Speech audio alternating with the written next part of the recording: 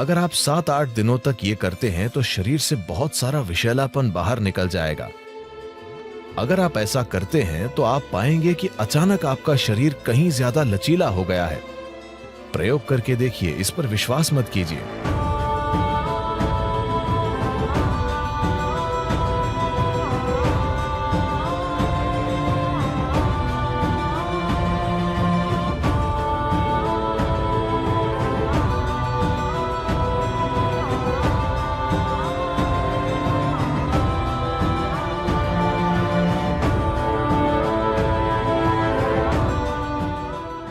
जब हम जिंदा रहने के लिए खाते थे तो हमें जो मिलता था हम खा लेते थे।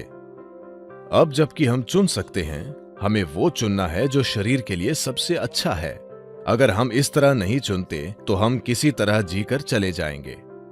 ये सारी चीजें सिर्फ उन लोगों के लिए महत्वपूर्ण हैं जो लगातार कोशिश कर रहे हैं कि अपने जीवन को बेहतर कैसे करें, थोड़ा और बेहतर काम कैसे करें, जीवन के दूसरे आयाम को कैसे खोलें। अगर ऐसी चिंताएं हैं, फिर आप इस मशीन में किस तरह का भोजन या ईंधन डालते हैं, ये बहुत बहुत महत्वपूर्ण है। योगिक संस्कृति में हम भोजन को 3 वर्गों में बांटते हैं: पॉजिटिव प्राणिक भोजन, नेगेटिव प्राणिक भोजन और जीरो प्राणिक भोजन।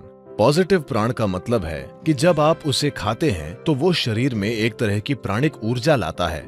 नेगेटिव प्राण शरीर से ऊर्जा निकाल लेता है। जीरो न देता है न लेता है, उसे बस स्वाद और आलस के लिए खाया जाता है।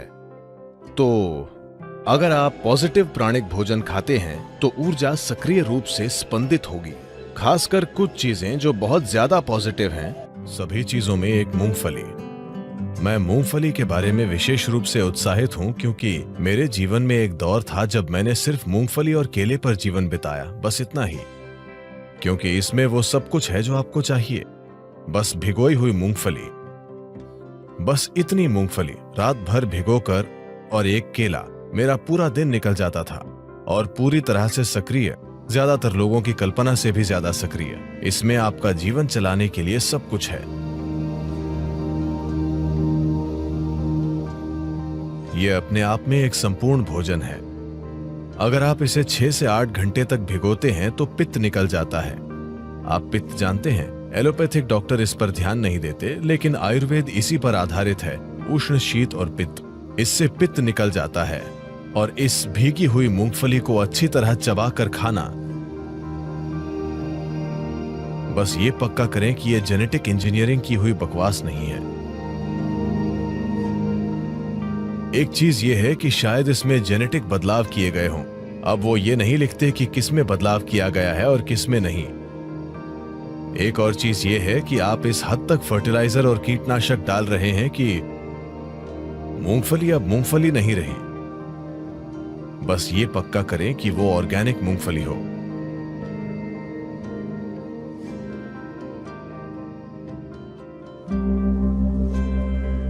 अगर आप नाश्ता बनाना चाहते हैं, आप एक रेसिपी चाहते हैं, तो मुट्ठी भर मूंगफली लीजिए, उसे 6 से 8 घंटे तक पानी में भिगोइए, इसे मिक्सर में डालिए।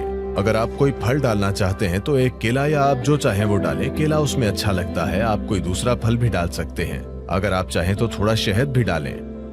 2 मिनट, शानदार नाश्ता तैयार। इसे बनाने में केवल 2 मिनट लगते हैं। अगर आप इसे थोड़ा पतला चाहते हैं तो इसमें थोड़ा और पानी डालिए और बस इसे पी लीजिए। आप इसे दलिया जैसा चाहते हैं तो इसे गाढ़ा बनाइए और इसे खा लीजिए। आप देखेंगे कि ये आपको आसानी से 4 से 5 घंटे तक ऊर्जा देगा और ये बहुत पौष्टिक है।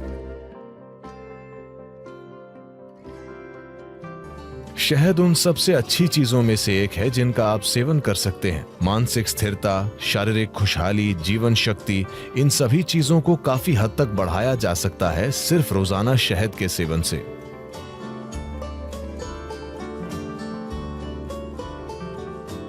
शहद इस धरती पर पाया जाने वाला इकलौता पदार्थ है जिसकी रासायनिक संरचना लगभग इंसान के खून की संरचना की तरह है। अगर आप कुछ चीजें बदल दें तो ये लगभग खून जैसा है। शहद का दैनिक सेवन आपके स्वास्थ्य के लिए बहुत कुछ कर सकता है, खासकर वो लोग जिन्हें अधिक बलगम की समस्या है। यह आपके दिल के लिए बहुत अच्छा है, आपके दिमाग के लिए अच्छा है, यह आपके मन को सतर्क रखता है और ये बहुत ऊर्जा देता है।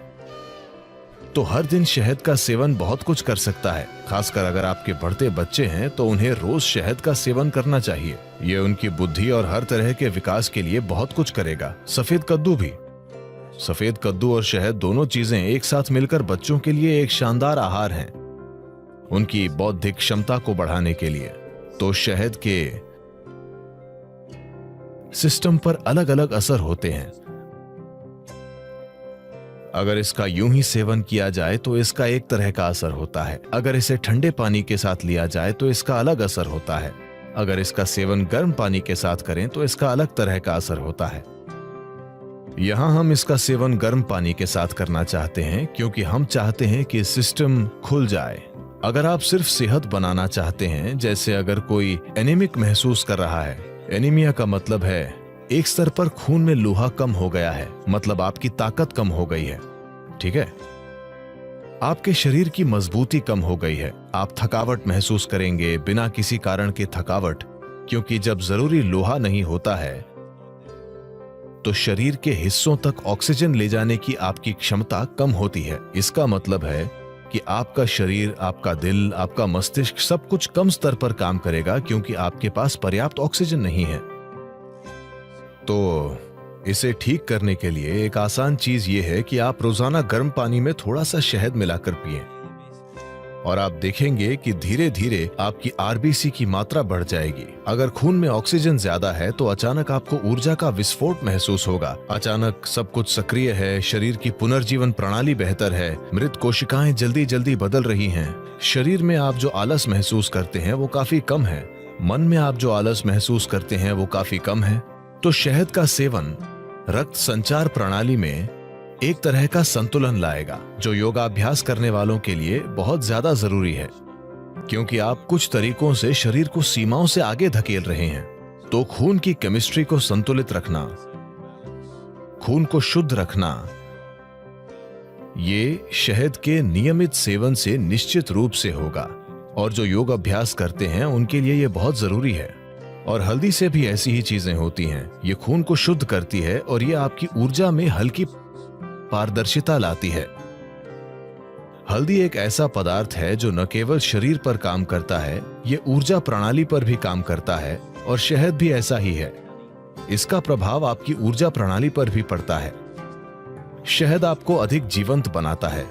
हल्दी एक तरह से आपको शांत करती है और आपको सहज रखती है। सुबह आप थोड़ा सा शहद, नीम और हल्दी लेते हैं, तो नीम और हल्दी का सेवन थोड़े से शहद वाले पानी के साथ, इसमें शहद बहुत कम होना चाहिए, थोड़े से शहद वाला पानी, इन सभी का साथ में सेवन करना सिस्टम को साफ करने का एक अच्छा तरीका है।